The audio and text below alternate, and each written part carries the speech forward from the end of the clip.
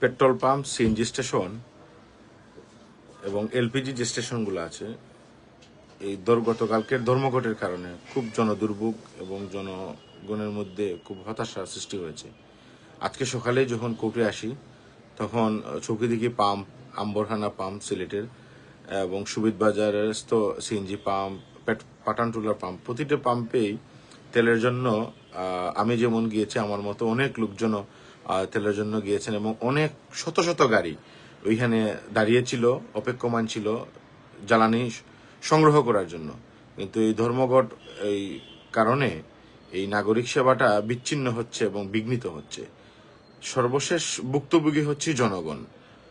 এই কিছু দেখলাম যে বিষয়টা কি, যে সমস্ত বিষয় নিয়ে অবরোধটা ডাকা হয়েছে এবং সেই বিষয়টা অবশ্যই প্রশাসনিক একটা সমঝোতা এবং প্রশাসনিক একটা পদক্ষেপের মাধ্যমে সমাধানযোগ্য, পেট্রোল পাম্প অ্যাসোসিয়েশনের নেতৃবৃন্দের সাথে আলোচনা করেই।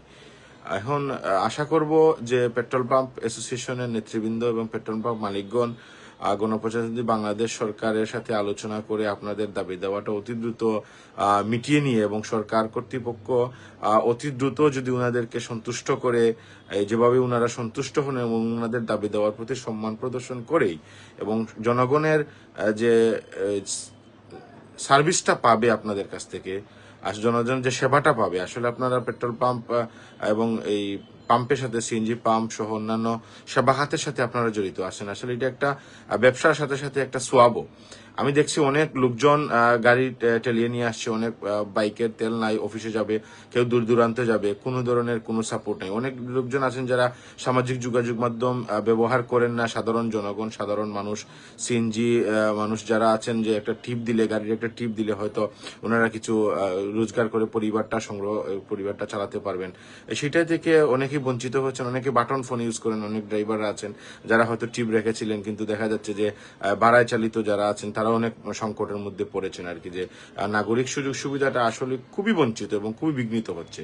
তো দয়া করে আপনারা এই সমস্যাটা অতি দ্রুত সমাধান করে জনগণের সেবামূলক যে একটা প্রতিষ্ঠানে আপনারা ব্যবসা করছেন, সেইটাকে সরকারের সাথে সহযোগিতা করে এবং সরকার পেট্রোল পাম্প অ্যাসোসিয়েশনের নেতৃবৃন্দের সাথে আলোচনা করে অতি দ্রুত এই পেট্রোল পাম্প সহ CNG pump, gas, LPG gas স্টেশনটা অতি দ্রুত খুলে দিবেন। মানুষ আসলেই খুব কষ্টের মধ্যে আছে। সর্বশেষ ভুক্তভোগী কিন্তু মানুষই হচ্ছে।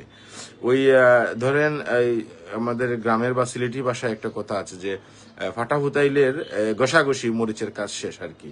তো এই যে সিচুয়েশনটা জনগণের উপর বারবারই আসতেছে, আমি আশা করি যে আপনারা অতি দ্রুত একটা প্রয়োজনীয় একটা ব্যবস্থা গ্রহণ করবেন, জনগণের দুর্ভোগটা কমায় দিবেন, সার্ভিসটা দিবেন। যেহেতু সেবামূলক একটা প্রতিষ্ঠান, আপনাদের সোয়াবই হচ্ছে।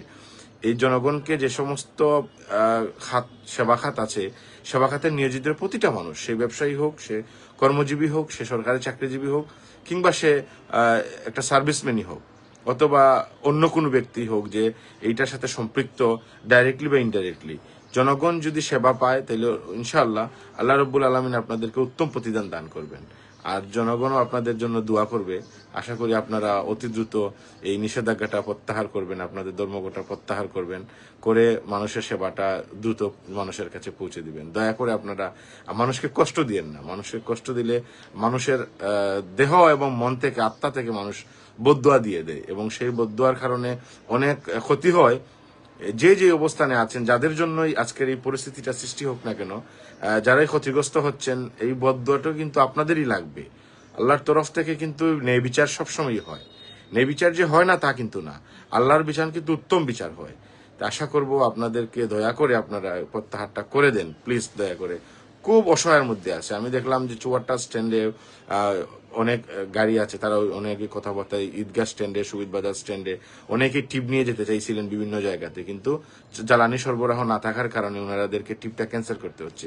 এই যে খেটে খাওয়া মানুষগুলা, এই যে সিএনজি ড্রাইভাররা, এই যে গাড়ি চালকরা, যারা সিএনজি ভরবে সকালে, টিপ দিবে, রুজি ইনকাম করবে, মালিককে ইনকাম দিবে, পরবর্তীতে নিজের সংসারে বাজার করবে, বাচ্চা কাচ্চাদের, পরিবার পরিজন, পিতামাতাদেরকে নিয়ে খাবে।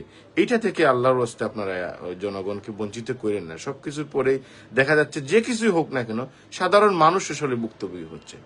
যে কোনো স্থানে, ধর্মঘট হোক, যে কোনো কিছুই হোক, একটা মবই হোক, যাই হোক, একটা বিশৃঙ্খলা যদি হয় দেশের ভিতরে, বা কোনো ধরনের অরাজকতা হয়, অথবা অন্য কোনো ধরনের শান্তি শৃঙ্খলা বিনষ্ট হয়, সেইটার ক্ষেত্রে কিন্তু ভুক্তভোগী হচ্ছে জনগণ। দয়া করে আপনাদের সেবামূলক এই প্রতিষ্ঠান, সেবামূলক যে ব্যবসাটা আপনারা করছেন, জনগণকে তেল সরবরাহ করছেন, এটা অত্যন্ত ভালো একটা আপনাদের প্রফেশন। আর দয়া করে আপনারা প্রত্যাহার করে নেন। আর সরকারের সংশ্লিষ্ট কর্তৃপক্ষের কাছে বিনীত আবেদন জানাচ্ছি, আপনারা অতি দ্রুত একটা প্রয়োজনীয় ব্যবস্থা গ্রহণ করেন। প্লিজ দয়া করে, আল্লাহ আপনাদের উত্তম প্রতিদান দান করবেন। জনগণের দুর্ভোগটা কমায় দেন। মানুষ খুব কষ্টের মধ্যে আছে। সকালে আমি 4-5টা পাম্পে গিয়েছি, এবং খুচরা কিছু পেট্রোল অনেকেই বিক্রি করতো, দেখা যাচ্ছে ওই জায়গাগুলোতেও নাই। খুব অসুবিধার মধ্যে মানুষ আছে। প্লিজ দয়া করে আপনারা জনগণের পক্ষে চলে আসেন, জনগণের সাহায্য করেন, জনগণকে একটু সহযোগিতা করেন প্লিজ।